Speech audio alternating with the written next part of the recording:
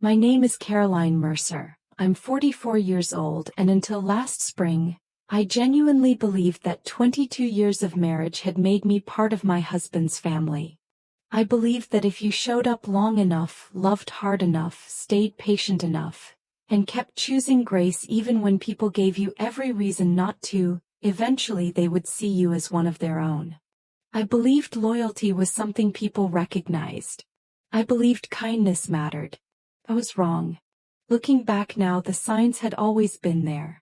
The small exclusions. The subtle comments. The way every room seemed to shift when I walked into it, like I had interrupted a conversation I was never meant to hear. At the time, I told myself I was imagining things. I told myself families were complicated. I told myself not everything was personal. The truth hit me on a gray Tuesday morning when my husband opened our niece's wedding invitation at the kitchen counter, read it twice, and then looked at me with an expression I had never seen on his face before. Not confusion. Not embarrassment. Fury. Because my name was the only one missing. And what happened after that exposed a secret his family had spent more than 2 decades carefully hiding behind polite smiles, Christmas cards, and staged family photographs. A secret that changed everything. When I first met Daniel Mercer, I was 21 years old and working weekends at a little bookstore cafe just outside Boston. He came in every Saturday morning at exactly 9:15. Always ordered black coffee. Always bought one book. Usually history or biographies. And always sat by the front window reading for an hour before leaving. For 6 weeks we never exchanged more than a polite hello. Then one rainy October morning the cafe's espresso machine broke, and I jokingly apologized for what I called the tragic collapse of modern civilization. He laughed. Really laughed. Not politely. Not awkwardly. The kind of laugh that catches you by surprise. He asked if I was always that dramatic. I told him only before 10 in the morning. He asked me to dinner before he finished his coffee. Daniel was easy to love. Steady. Thoughtful. The kind of man who paid attention. He remembered things. Little things. The exact kind of tea I liked when I was sick. That I hated carnations because they reminded me of funeral homes. That thunderstorms made me sleep better. Being with him felt safe in a way I'd never experienced before. I grew up in a house where love was unpredictable. My father could be warm one day and cold the next. My mother measured affection in performance. You earned approval. You didn't receive it freely. So when Daniel loved me with consistency, it felt revolutionary. When he proposed 18 months later, I said yes before he even finished the question. The first time I met his family was Thanksgiving. And if I'm honest, I knew something was off almost immediately. His father, Richard, was lovely. Warm and intelligent, with the kind of easy confidence that made people feel welcome. His mother, Margaret, was polished and perfectly mannered, though a little formal. Then there was his older sister, Rebecca.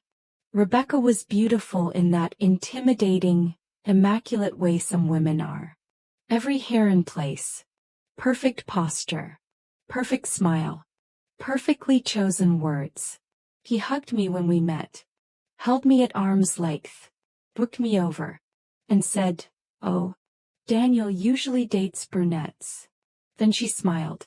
As if it were a joke. Everyone laughed. Even Daniel, awkwardly. I laughed too. Because what else do you do?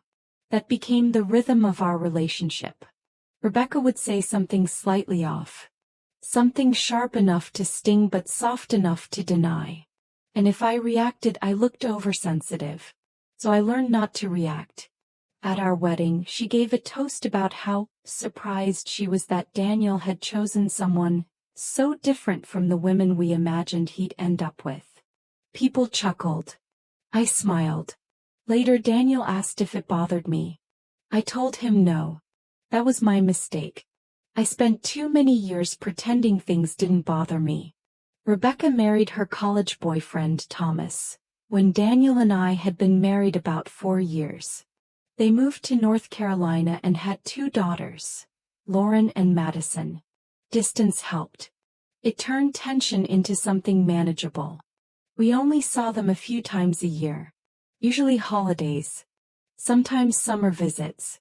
6 to 10 days at a time. Long enough to disrupt our routines. Short enough that I could grit my teeth and push through. And I did. For over 2 decades I did. I cooked the meals Rebecca preferred. Rearranged guest rooms because she found our mattress too firm. Changed vacation plans to accommodate Lauren's dance competitions or Madison's swim meets. Bought gluten-free groceries during the phase when Rebecca insisted her entire household had non-celiac sensitivity. Listened politely to endless commentary about parenting, decorating, nutrition, and educational choices. No matter what I did, it was never quite right. If I hosted Thanksgiving, Rebecca would note that her stuffing recipe was a little more traditional. If I bought gifts for the girls, she'd mention they had already outgrown that phase. If our children accomplished something, she somehow found a way to redirect attention back to hers. And still I tried. Because Daniel loved his family. Because peace mattered. Because I believed patience would eventually be rewarded. When our daughter Emma was born, Rebecca sent a silver baby rattle engraved with the wrong middle name. When I gently pointed it out, she laughed and said, "Oh well.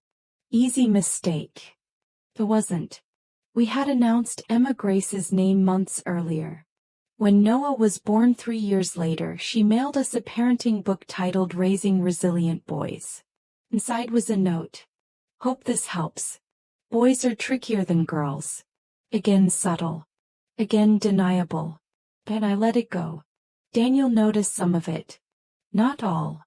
It's hard to explain to someone who hasn't lived it. People like Rebecca operate in implication. In plausible deniability. In 1,000 tiny cuts no one else sees clearly enough to call wounds. And then Richard died. Everything changed the day Richard died. It was sudden. So massive and immediate. He was 74. 1 week earlier he had called Daniel to debate baseball statistics. 3 days before he passed, he mailed Emma $20 for her debate team fundraiser. Then he was gone. Grief hollowed all of us. Richard had been the anchor of that family. The one person who balanced Rebecca's intensity and Margaret's perfectionism. Without him, something essential disappeared. The funeral was held in North Carolina. We flew down immediately. The service itself was beautiful. Quiet. Dignified. Exactly what Richard would have wanted. But grief has a way of exposing fault lines people spend years pretending don't exist. The fracture happened later that evening at Rebecca's house. Family and close friends had gathered after the burial. People were exhausted. Emotionally raw. Noah, who had always adored his grandfather, was sitting quietly in the den looking at old photographs. He was 13 then. Still soft-faced. Still young enough that his sadness showed openly. Madison walked past him, paused, and said quietly enough that only he could hear. Or so she thought. "Can you stop sitting there looking pathetic? This isn't about you." I didn't hear it directly. But I saw Noah's face afterward. That stunned, wounded expression children wear when cruelty catches them unprepared. Later he found me in the guest room and told me what happened. His voice trembled. He kept saying maybe he'd misunderstood. Maybe she hadn't meant it that way. The fact that he was trying to excuse her broke something inside me. For 22 years I had tolerated slights aimed at me. Not at my child. I found Madison in the kitchen. Rebecca was nearby arranging platters. Margaret was pouring coffee. I spoke calmly. "Madison, Noah told me what you said. If that's accurate, you owe him an apology." That was all. No yelling. No accusations. No scene. For one suspended moment, everything was still. Then Madison's expression hardened. "I didn't say that." Rebecca looked up sharply. What's going on? I repeated myself. Madison immediately burst into tears. Not real tears. The dramatic kind. Instant and strategic. Rebecca moved to her side like lightning. What did you say to my daughter? I remember staring at her, genuinely stunned. I asked for an apology. For what? For being cruel to Noah. Madison shook her head dramatically. I didn't say anything. And just like that, the narrative shifted. Rebecca accused me of attacking her grieving daughter. Margaret said emotions were high and I should let it go. Thomas stood awkwardly in the corner saying nothing. By the time Daniel entered the kitchen, voices had risen enough that half the house was listening. I tried explaining. Noah confirmed what happened. Rebecca insisted he was mistaken. Madison cried harder. And somehow, unbelievably, I became the villain. You always do this, Rebecca snapped. Create conflict when things aren't about you. The words hit like ice water. Boys. 22 years of accommodation, and this was how she saw me? Daniel defended me immediately. Firmly. But the damage was done. The next week Rebecca sent that letter. 6 pages. Single-spaced. Typed. Coldly methodical. She justified Madison's behavior. Questioned Noah's interpretation. Criticized my pattern of emotional escalation. Suggested I had unresolved insecurities affecting my judgment.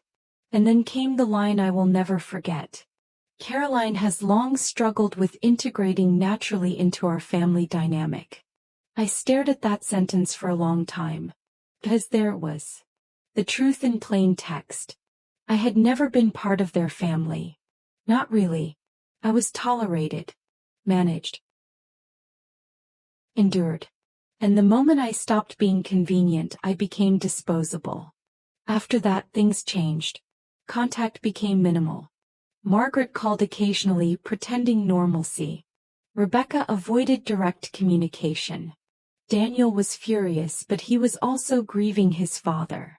I didn't want to force him into choosing sides while he was still processing that loss.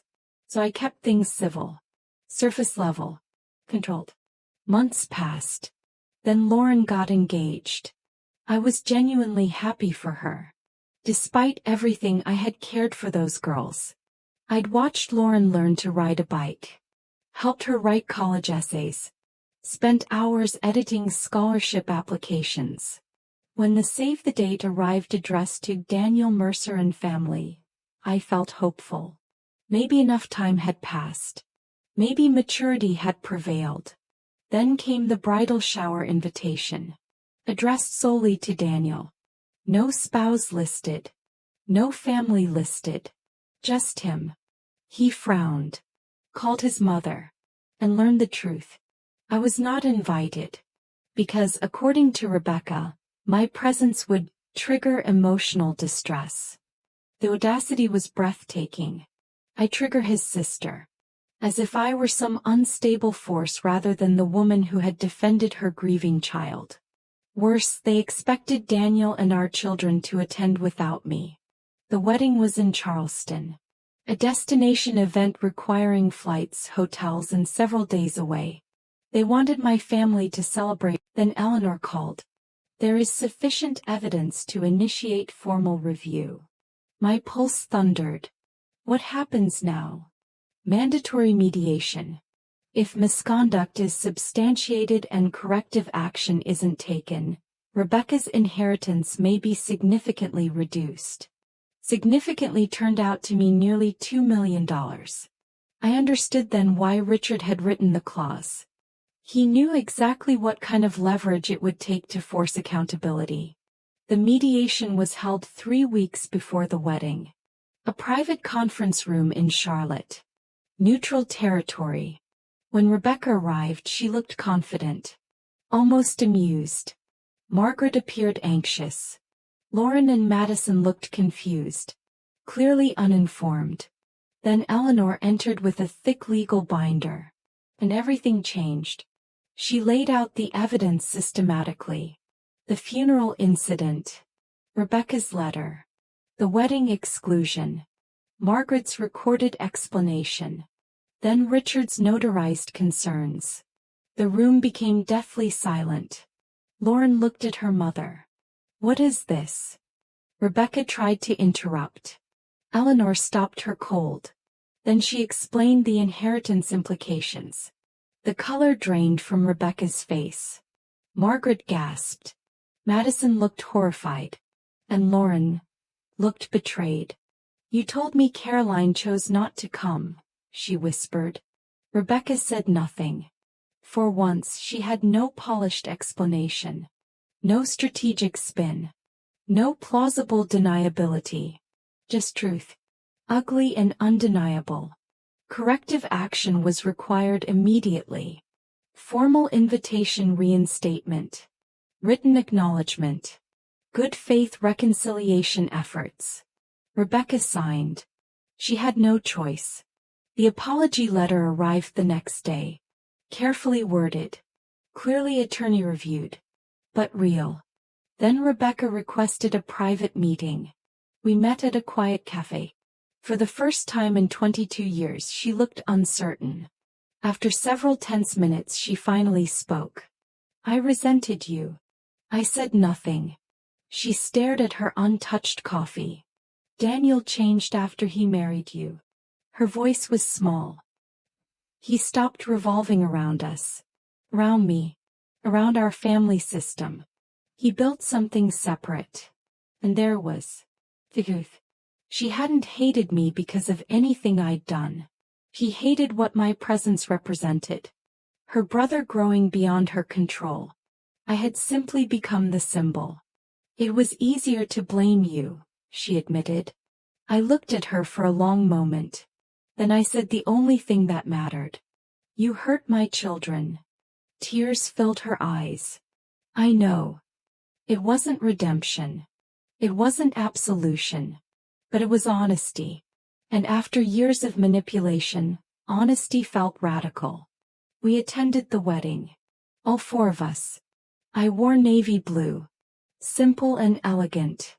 Emma squeezed my hand before the ceremony. Noah smiled for family photos.